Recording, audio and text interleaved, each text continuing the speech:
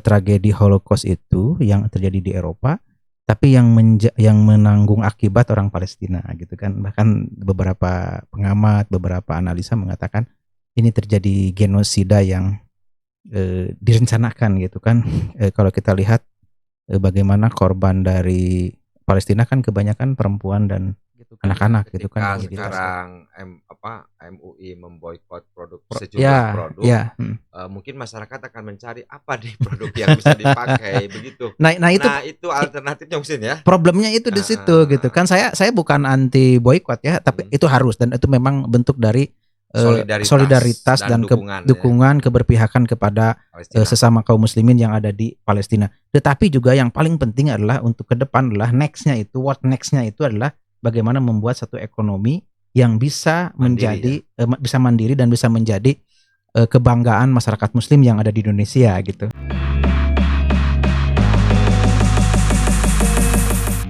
Pemirsa Sabulang Bentor, kita bertemu kembali dalam session kali ini dan seperti biasa saya ditemani dengan Bung Maulana Jannah.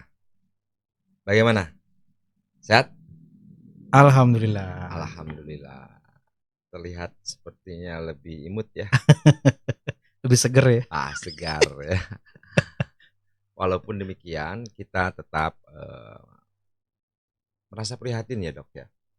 Sangat prihatin dengan isu global mengenai Palestina ya. Bagaimana perkembangan terakhir menurut Bung Maulana Jannah?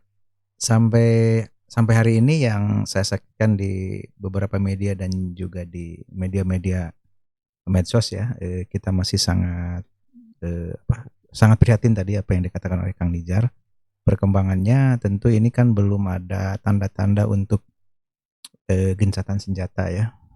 Pihak Hamas atau Palestina juga masih terus menyerang Israel. Kemudian juga Israel juga sekarang meningkatkan serangannya kan, tidak hanya yang menjadi target bukan hanya milisi Palestina saja, tetapi juga rumah sakit juga sekarang di Gaza itu jadi sasaran-sasaran genosida lah dalam tanda petik ya yang dilakukan oleh Israel gitu kan. Dan beberapa rumah sakit yang ada di Gaza termasuk juga di beberapa Palestina itu sudah mulai diserang, dan termasuk rumah sakit Indonesia yang dibangun oleh Mercy itu sekarang mulai dalam beberapa berita sudah mulai tidak bisa beroperasi gitu kan. Dan ini sangat prihatin gitu kan, kenapa fasilitas umum bahkan rumah sakit ya kan di dalam hukum internasional itu tidak boleh diserang gitu kan oleh Israel. Sekarang kan diserang gitu kan, dan di situ banyak korban, banyak anak-anak, banyak para wanita dan juga orang-orang yang sakit yang seharusnya kan diselamatkan gitu. Seperti itu. Menurut Bung MJ itu semacam apa kekhawatiran atau apa ketakutan sehingga yang diburu tidak hanya milisi Hamas tetapi juga warga sipil? Ya, kita melihat gini, ini kan problem yang sangat dalam ya terkait dengan Palestina ini, sangat multi kompleks gitu kan. Sejak dulu terjadi pendirian negara Israel pada tahun 48 itu didirikan gitu kan di Palestina, dan itu atas persetujuan Inggris dan Jerman gitu kan, dengan memanfaatkan bahwa orang Yahudi atau orang Israel itu ada semacam pembunuhan massal yang disebut dengan tragedi Holocaust itu ya. Meskipun juga itu menjadi salah satu alasan Yahudi atau Israel untuk mengemis-ngemis bahwa dia itu orang yang tertindas, orang yang perlu dikasihani gitu kan. Lalu kemudian juga negara-negara Barat termasuk Eropa itu kan mengirim Israel itu kan bangsa Israel ke Palestina dengan diberikan jaminan oleh Inggris dan Jerman gitu kan. Tetapi yang jadi pertanyaan adalah kenapa gitu kan tragedi Holocaust itu yang terjadi di Eropa, tapi yang menanggung akibat orang Palestina gitu kan. Bahkan beberapa pengamat, beberapa analisa mengatakan ini terjadi genosida yang direncanakan gitu kan. Kalau kita lihat bagaimana korban dari Palestina kan kebanyakan perempuan dan anak-anak gitu kan yang jadi Untuk target sekarang ya. untuk sekarang. Kan kalau dari milisi Hamasnya kan, dari pejuang Hamas kan itu tidak terlalu banyak yang terbunuh gitu kan. Tapi justru yang banyak terbunuh itu dari kalangan anak-anak kecil, bayi ya, kemudian juga para perempuan gitu kan, karena memang mereka menargetkan itu. Jadi yang harus dihabisi itu adalah para ibu-ibu ya, yang bisa melahirkan, yang bisa mengandung kemudian melahirkan anak-anak. Dan ketika nanti dihabisi anak-anak dan ibu-ibu, mereka kan kehilangan satu generasi untuk masa puluhan tahun ke depan gitu. Dan itu menjadi target kebiadaban kaum Zionis di Palestina gitu, seperti itu. Iya. Ini semakin menambah keprihatinan kita ya, di tengah alam demokrasi yang semakin menghargai hak atas Ya, asasi manusia ya. asasi manusia, tetapi juga berdampingan dengan tadi disebutkan genosida ya, Genosida ya. pembunuhan massal. Nah, bagaimana sekarang kita melihat bahwa sistem demokrasi ini bisa membuat sebuah konsensus baru bahwa ini loh kelemahan demokrasi kok seperti ini. Ya sebenarnya kan bukan demokrasinya. Kalau demokrasi kan sebuah sistem yang dibangun oleh manusia gitu kan. Sebentar ya dok ya. Kalau misalkan saya mengatakan kan demokrasi itu yang banyak yang menguasai, ya, kasarnya begitu. ya. Ketika yang banyaknya nggak benar, ya kan? Ya. Artinya yang menjadi hukum adalah yang nggak benar. Kasus Palestina bisa nggak dimasukkan gitu? Ya, pernah gitu kan, begini, PAN dulu Hamas ketika tahun 2006 lah kalau tidak salah, itu pernah memenangkan pemilu secara secara baik gitu kan, bahkan didukung oleh masyarakat sipil yang ada di Palestina. Tetapi kan Amerika juga tidak mengakui adanya pemerintahan di situ. Jadi demokrasi itu digembor-gemborkan oleh Amerika dan sekutunya, tetapi ketika demokrasi tidak sesuai dengan keinginannya, mereka tidak mengakui gitu. Ini kan ada dilema, ada anomali lah gitu kan di situ gitu kan. Iya. Termasuk ini ya, Dok, termasuk yaitu pembunuhan massal ibu-ibu dan anak-anak ini. Iya Ya, kan. bagaimana kan gini ya, kita lihat ada semacam common sense yang kemudian tumbuh bukan per orang tetapi per negara mungkin. Ya. Ya, di Indonesia muncul dengan setidaknya sesederhananya adalah bagaimana galangan dana donasi Ya, ya. di berbagai wilayah itu dilakukan. Betul. Ini kan semacam bukan hanya keprihatinan tetapi juga sebagai satu bentuk perlawanan terhadap ketidakadilan, ya.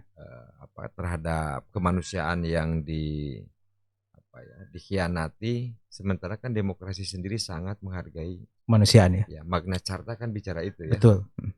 Nah, tetapi ini kan paradoks. Gitu maksud saya. Iya, betul. Memang ini paradok dan tentu juga anomali gitu kan, ketika demokrasi yang sering kali kita gaungkan dan di situ adalah ada hak asasi manusia gitu kan, ada kemanusiaan gitu kan, ada kebebasan berserikat, berpendapat dan lain sebagainya gitu kan. Kalau kita melihat peristiwa yang terjadi di Palestina itu seolah-olah hancur, bahkan tidak ada gitu kan demokrasi di situ gitu kan. Yang ada adalah aneksasi, yang ada adalah penjajahan yang dipaksakan oleh Israel kan, dan di backing oleh negara-negara besar ya, Amerika. Negara-negara yang menstigmakan diri sebagai kampium demokrasi gitu kan. Aduh, itu dia maksud saya. Ya, jadi demokrasi itu kalau tidak sesuai dengan negara yang mengakui sebagai kampium demokrasi, yang nggak ada demokrasi gitu kan. Yang ada adalah pembunuhan yang seperti apa yang terjadi di Palestina gitu kan. Nah, saya melihat kalau kita mau jujur gitu kan, dan jujur-jujuran lah gitu kan, negara-negara yang sebesar Amerika, Jerman, kemudian Inggris, mari dong duduk bersama gitu kan. Jangan sampai nilai kemanusiaan itu hilang gitu ya. Setetes darah yang ada di Palestina misalnya, bahkan mungkin lebih dari setetes darah, saya pikir itu ribuan manusia, sudah hampir 77 tahun lah dijajah gitu ya, dijajah, diambil hak dirampas tanah Palestina oleh bangsa Israel gitu kan. Kalau kita hitung, dan seolah-olah menutup mata ya. Ya, kalau kita hitung berapa ribu korban di situ gitu kan, atas nama kebebasan, atas nama hak asasi manusia itu tidak ada. Dan ditutup gitu kan oleh media barat, termasuk juga oleh para pemimpin dunia ya, terutama Amerika dan sekutunya gitu kan.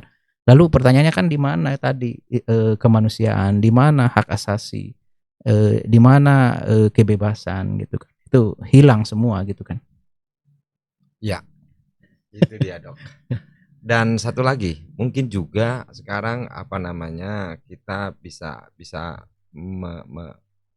melihat kasus Palestina dan Israel saat ini adalah kasus persilangan. Tidak hanya kita bicara tentang persilangan dalam hal ideologi agama, tapi juga boleh jadi dalam hal ideologi ekonomi.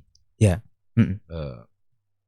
Ada seorang kolega pulang dari Mekah kan, kemudian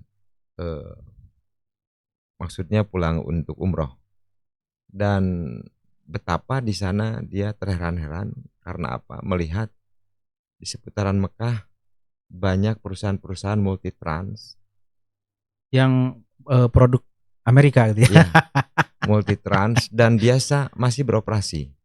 Ya. Sementara di Indonesia sendiri satu lembaga membuat notifikasi bahwa produk-produk tersebut Diboikot ya. diboikot Ya. untuk dibeli karena dicurigai sebagian dananya adalah untuk menyumbang operasi penjajahan Palestina.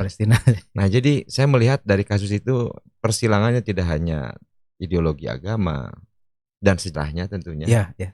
Ya, sampai ke Nabi Ibrahim mungkin sejarahnya begitu ya. Panjang gitu ya. Tidak hanya sampai tidak hanya itu, tapi juga persilangan dalam hal penguasaan atas materi ekonomi. Ya, saya melihat begini ya. Sekarang kan di Indonesia ini dukungan terhadap Palestina merdeka itu kan sangat luar biasa. Bahkan sampai ke kota-kota kecil ya, seperti kita di sini Tasikmalaya juga kan udah beberapa demo kan, ada yang di kota, ada yang di kabupaten Ciamis, Garut, dan hampir di kota-kota di kota Tasik, Priangan ya terutama. Itu diwarnai dengan Bandung juga ya, Bandung juga Jawa Barat gitu kan, besar-besaran gitu kan, dan mereka juga sambil menyerukan boikot produk-produk Zionis ya, produk-produk yang berbau Israel gitu kan. Kalau saya sih melihatnya ini satu hal yang positif itu kan, umat Islam ada kesadaran ke situ, tetapi juga tidak berhenti pada konteks memboikot gitu kan, tetapi harus melahirkan sebuah alternatif baru dari bidang ekonomi gitu. Resolusi ekonominya seperti apa? Resolusi ekonomi. Jadi jangan begini. Setiap kali ada persoalan Palestina, oke, kita sangat antusias gitu kan, bahkan juga pembelaan terhadap Palestina sangat bombastis di Indonesia gitu kan. Tetapi yang paling penting bagaimana kita membuat satu proposal baru tentang ekonomi gitu kan. Jangan sampai masyarakat malah misalnya setelah reda tidak ada persoalan lagi Palestina, dia balik lagi beli lagi produk Israel misalnya, kan itu kan menjadi PR besar. Artinya mungkin diralat ya, bukan produk Israel, tetapi perusahaan itu memberikan sebagian labanya. Ya, bisa, mendanai apapun itu gitu kan. Dan saya pikir tadi perlu ada satu alternatif baru. Misalnya gerakan-gerakan yang terjadi di lapangan itu, misalnya gerakan-gerakan demo, gerakan-gerakan anti Israel, anti Zionis, anti penjajah itu coba digeser menjadi gerakan-gerakan ekonomi. Dan itu saya pikir di Indonesia kan punya backbone organisasi yang cukup kuat. Misalnya ada Muhammadiyah, ada Nahdlatul Ulama, kemudian ada Persatuan Islam, ada sejumlah ormas-ormas yang saya pikir kalau itu membangun ekonomi secara kuat, secara mandiri itu bisa. Jadi tidak hanya realnya misalnya kalau Kang Nijar misalnya mau bikin produk-produk yang real bisa dibeli oleh umat Islam. Jadi tidak hanya berteriak boikot produk tertentu, tetapi juga ada alternatif baru gitu kan. Saya jadi ingat nih Bung MJ, karena gerakan Islam itu juga lekat dengan gerakan ekonomi, penguasaan atas ekonomi. Dulu VOC masuk ke Nusantara sebelum Indonesia itu motifnya ekonomi, dan mereka adalah koloni pedagang. Betul. Dan pada tahun berapa, awal tahun 1900-an itu muncul koloni Syarikat Dagang Islam, SDI ya. Syarikat Dagang Islam. Nah, ini juga mungkin kesadaran para pengusaha muslim untuk menguatkan ekonomi dan menjadi partner, bahkan menjadi persaingan Pesaing ada ya, ya. pesaing untuk yang sudah ada di marketnya di sana pada saat itu. Eee, Tidak menutup kemungkinan, kalau kesadaran itu ada mungkin beberapa ormas yang tadi disebut oleh Bung MJ juga akan ke sana mungkin ya. Ya Kalau mungkin membuat produk-produk untuk sembako dan kebutuhan sehari-hari yang misal ya itu labelnya udah jelas gitu ya. ya. Labelnya di sana ada 9 bintang, ada satu matahari misalkan begitu ya. Saya kira Produk pasta gigi gitu betul, ya. betul Di gini. sananya ada logo begitu gitu. Bener, jadi begini Kang Nijar, kalau kita kembali ke sejarah bangsa Indonesia tadi betul ada POC yang datang itu dengan dengan company itu kan datang untuk berdagang ke Indonesia gitu kan. Dan ternyata juga kaum pribumi juga tidak kalah pada saat itu di Jawa itu dengan munculnya Serikat Dagang Islam itu kan sepengetahuan saya itu sudah punya anggota ya SI itu sekitar kurang lebih ya kalau salah mohon di cross check itu sekitar 3 juta pedagang Kalau batik syarikat, ya. kalau tidak salah itu 1911. Ya 19 Budi Utomo 1908. 08 1910 itu SDI. Kemudian tadi dihimpunlah para pengusaha batik yang ada di Jawa. Dan itu salah satunya adalah untuk posisi bergaining posisi dengan para penjajah gitu kan termasuk Belanda gitu kan dan saya pikir misalnya di konteks Indonesia hari ini juga misalnya kalau ada sejarah itu bisa dikembalikan misalnya ke ormas-ormas besar yang ada di Indonesia. Mengapa misalnya Muhammadiyah atau NU misalnya atau Persatuan Islam dan ormas-ormas yang lain gitu kan tidak membuat satu gerakan ekonomi umat gitu kan. Ya, ketika sekarang MUI memboikot sejumlah produk, mungkin masyarakat akan mencari apa nih produk yang bisa dipakai begitu. Nah itu alternatifnya mungkin ya. Problemnya itu di situ gitu kan. Saya bukan anti boikot ya, tapi itu harus dan itu memang bentuk dari solidaritas dan dukungan keberpihakan kepada sesama kaum muslimin yang ada di Palestina. Tetapi juga yang paling penting adalah untuk ke depan adalah nextnya itu adalah bagaimana membuat satu ekonomi yang bisa menjadi bisa mandiri dan bisa menjadi kebanggaan masyarakat muslim yang ada di Indonesia gitu. Mantap nih ya pembicaraan sampai ke sana ya. Bung MJ ini. Baik. Pemirsa Sabulang Bentor yang saya banggakan, tidak ada konklusi, silakan saja Anda merefleksikan. Salam hormat. Bertemu lagi di season berikutnya.